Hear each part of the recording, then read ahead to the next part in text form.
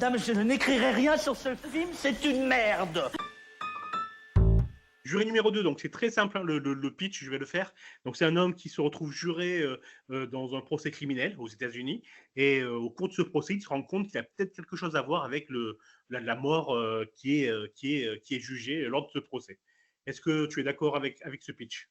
Ah oui, c'est un pitch simple mais efficace, comme on peut dire. James, je te laisse la parole, vas-y, qu'as-tu pensé du film? Ah bah, écoute, alors moi je suis pas très, comment dire? Très objectif, Clint Eastwood, c'est vraiment un réalisateur que j'adore. Par contre, il fait partie de ces réalisateurs, que dont je déteste la pensée, mais dont j'adore les films. Je ne saurais pas me l'expliquer. Donc moi pour moi chaque film de Clint Eastwood est toujours une vraie claque, qu'il soit acteur ou qu'il soit réalisateur.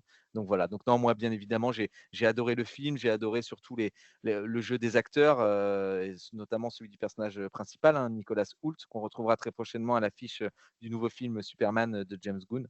Voilà, j'ai pas vu le temps passer, le film dure 2 heures, c'est prenant, c'est insistant et moi j'adore, ces fins en suspens, comme savent faire beaucoup de réalisateurs. Ouais, alors moi, pareil que toi, j'ai hésité à y aller. En fait, je voulais pas, pour tout te dire.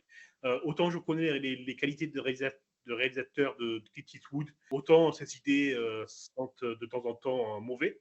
Et donc, j'avais vraiment pas envie d'y aller. Et puis finalement, c'est un pote qui m'a dit, ben, on y va. De toute façon, moi, je veux voir Clint Eastwood. Et ben, voilà, ben, le film est génial, hein. On peut Mmh. pas lui enlever ça, quoi, hein. C'est bien fait, bien réalisé.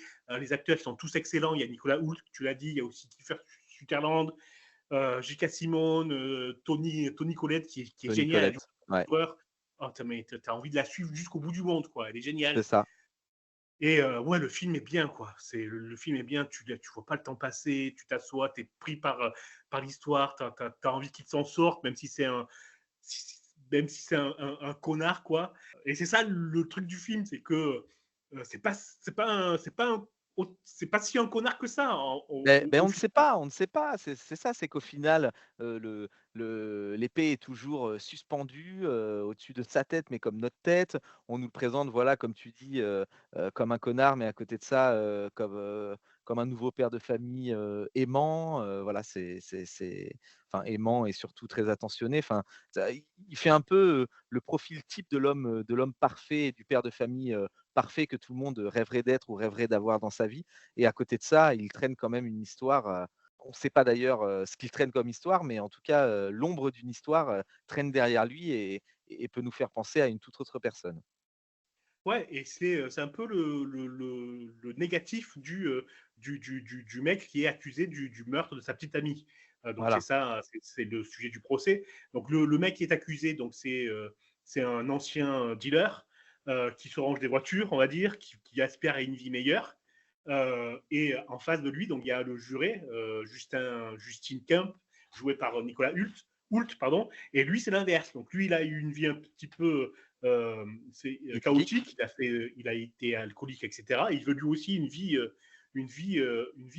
meilleure. Il est nouveau père de famille, etc. Et les mmh. trajectoires sont semblables, quoi. Toute proportion gardée, hein. C'est ça que j'ai aimé dans le film, c'est que la moralité, elle est pas aussi claire que ce qu'on peut penser. Ouais et c'est toujours le la barrière de Clint Eastwood, que je trouve moi vraiment, toujours très intéressante. Et je pense qu'il a pas fait un aussi bon film, en tout cas, depuis pas mal de temps quand même. Même si je suis, pas du tout, comme je vous le disais, objectif, sur Clint Eastwood, j'ai trouvé que celui-ci était particulièrement réussi. Ouais, vraiment, vraiment, on le conseille. Après, tu as parlé tout à l'heure de la fin ouverte.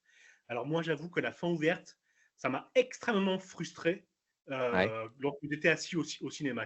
J'ai vraiment dit putain quoi, merde, finis-le ton film, finis-le, me fais pas chier.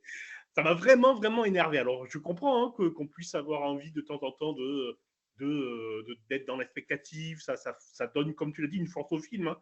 Beh, On en fait, ça peut donne une force au film voir. parce que ça renvoie une super image et toute la complexité, d'un procès et de la justice. Parce qu'en soi, oui, injuré, va se faire son propre avis, mais a-t-il raison au fond? Et donc en fait, pour moi, ce film ne pouvait pas se terminer autrement parce que c'est une très belle allégorie, du système judiciaire, américain et puis, par extension, un peu mondial aussi.